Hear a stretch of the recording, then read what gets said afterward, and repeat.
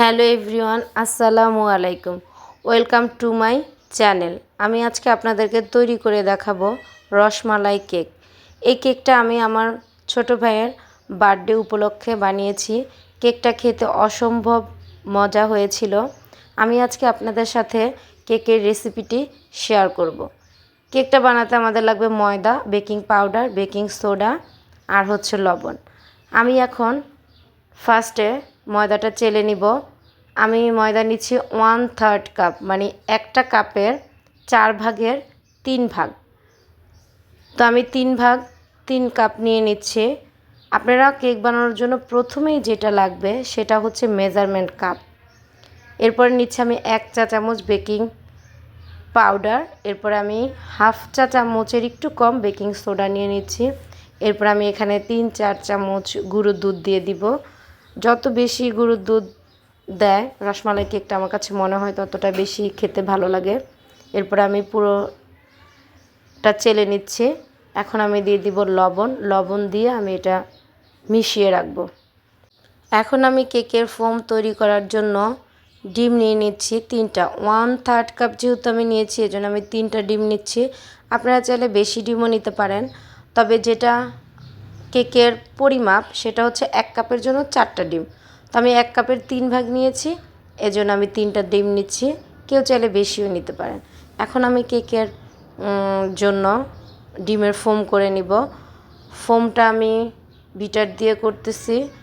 আর আমি সাথে দিয়ে দিব চিনিটা আমি আস্তে আস্তে মেশাবো। প্রথমেই চিনি মেশানো যাবে না, কিছুটা মানে ব্লেন্ড হওয়ার পরে, ফোম হওয়ার পরে তারপর আস্তে আস্তে করে আমি যেই কাপে করে ময়দা নিয়েছি সেই কাপে করে 3টা কাপ চিনি নিয়ে নিব। আমি এটা আস্তে আস্তে 3বারে দিয়েছি।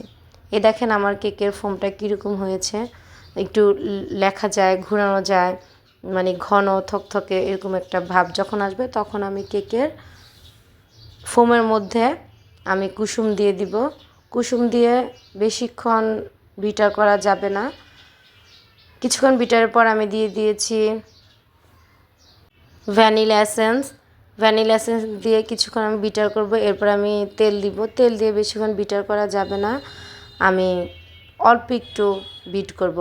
তেল আপনারা, এটা তো স্পঞ্জ কেক, তো স্পঞ্জ কেকে দেখা যাচ্ছে তেল অল্প দিলেই হয়। আমি 3 চামচ দিয়েছি। আপনারা বেশিও দিতে পারেন, কমও দিতে পারেন, সমস্যা নেই। এখন আমি আস্তে আস্তে কেকের বেটারের সাথে, ফোমটার সাথে আমি আস্তে আস্তে যেই চেলে রেখেছিলাম ময়দাটা আমি 3বারে দিয়েছি। এভাবে যদি বারবার চেলে ময়দা মেশানো হয় তাহলে বেটারটা ভালো হয়। আর আপনারা যখন বেটারটা মেশাবেন তখন আস্তে আস্তে করে মেশাবেন। আমার মনে হচ্ছিল বেটারটা একটু ঘন হয়ে গিয়েছে, এজন্য আমি একটু পানি দিয়ে দিয়েছি। আপনারা চাইলে গুঁড়ো দুধ পানি দিয়ে মিশিয়ে লিকুইড করে দিতে পারেন, লিকুইড দুধ দিতে পারেন। এখন আমি দিয়ে দিয়েছি একটু ফুড কালার, যাতে রসমালাই কেকের জন্য কালারটা যাতে একটু রসমালাই কালার আসে। এটা আপনারা কালারটা দিতেও পারেন, নাও দিতে পারেন। এখন আমি কেকের জন্য মোল্ড তৈরি করে নিচ্ছি। কেকের মোল্ড তৈরি করার জন্য আমার ঘরে যে পেপার ছিল সেটাই আমি কেটে একটু তেল বিছিয়ে মোল্ডটা রেডি করছি। এখন আমি কেকের বেটারটা ঢেলে দিব। আস্তে আস্তে এভাবে ঘুরিয়ে ঢালবেন, তাহলে বেটারটা চারপাশে, মোল্ডের চারপাশে ঠিক পরিমাণে যাবে। আর এভাবে একটু নেড়ে দিব। নেড়ে বারবার আমি এটাকে ট্যাপ করব, উপর থেকে নিচে বারবার এভাবে ঝাঁকালে কেকটার ভিতরে যে বাবলসগুলো আছে এগুলো বের হয়ে যাবে, কেকটা সুন্দর হবে। এই তো আমি এখন চুলায় বসিয়ে দিচ্ছি মিডিয়াম আঁচে। বেশি হাই হিটও দেওয়া যাবে না, আবার লো হিটও দেওয়া যাবে না। মিডিয়াম যে আঁচটা সেটাতে আমার 40-45 মিনিট লেগেছে। এটা যার যার চুলার মিডিয়াম আঁচের উপরে সময়টা লাগে। এই দেখেন কি সফট একটা কেক হয়েছে। এখন আমি ক্রিম রেডি করে নিব। আমি যে পরিমাণ ময়দা নিয়েছি, চিনি নিয়েছি, সেই মাপে ক্রিম নিব। 3 কাপ ক্রিম নিয়েছি আমি, 1/3 3 কাপ। ক্রিম আমার পুরোটা লাগেনি, তবে উপরে যদি বেশি ডিজাইন করা হয় তাহলে পুরো ক্রিমটাই লাগতো। আমি উপরে বেশি একটা ডিজাইন করি নাই, এজন্য আমার কিছুটা ক্রিম রয়ে গিয়েছে। এই তো কেকের জন্য ক্রিম রেডি করছি। ক্রিমটা এরকম থকথক হবে। আস্তে আস্তে বিটার মেশিন দিয়ে ধৈর্য নিয়ে ক্রিমটা করতে হবে। এই তো আমার ক্রিম রেডি। বেশিক্ষণ ক্রিমে বিট করা যাবে না, তাহলে ভিতরে বাবলস হয়ে যাবে, ক্রিমের সফটনেস থাকবে না। আমি একটু ফুড কালার দিয়েছি রসমালাইয়ের একটা কালার আসার জন্য। এই তো আমার রসমালাই।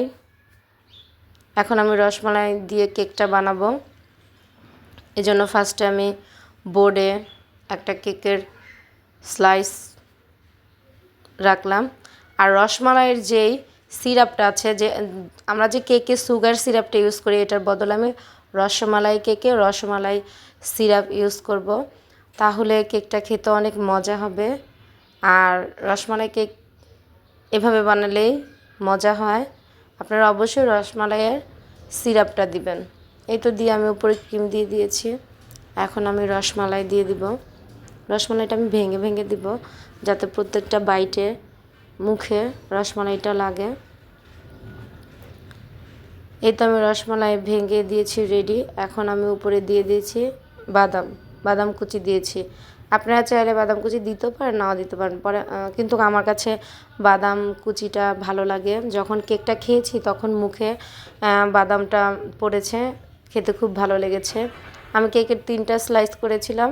এই তো আমি পরপর 3টা স্লাইস দিয়ে দিচ্ছি। সুগার সিরাপ দিয়েছি। এখন কেকের ক্রিম দিলাম। এই তো আমার কেকের ক্রাম কোটিং করা শেষ।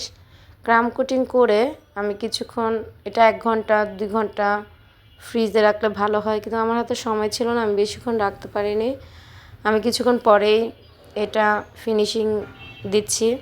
দেখেন এই যে কীভাবে ফিনিশিং দিতে হয়। আমি আপনাদের বোঝার সুবিধার জন্য ক্যামেরাটা ফিনিশিংয়ের জায়গাটাতে দেখাচ্ছি কিভাবে ফিনিশিং দিতে হয়।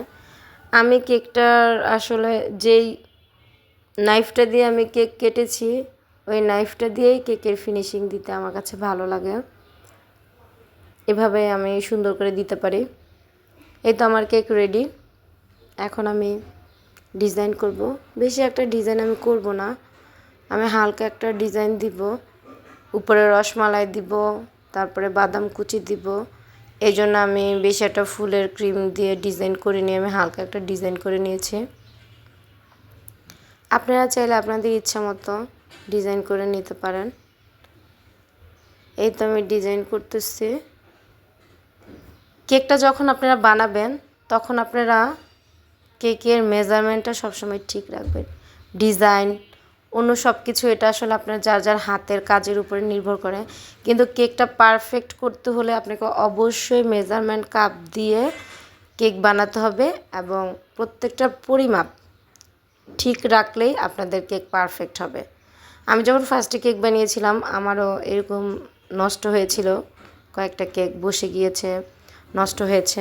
কিন্তু যখন থেকে আমি মেজারমেন্ট কাপ বা পরিমাপগুলো ঠিকঠাক মতো দিচ্ছি, এখন আর আমার কেক নষ্ট হয় না। এই তো দেখেন রেডি হয়ে গেল আমার রসমালাই কেক। আপনাদের কাছে যদি ভালো লাগে তাহলে চ্যানেলটি সাবস্ক্রাইব করে আমার পাশে থাকবেন।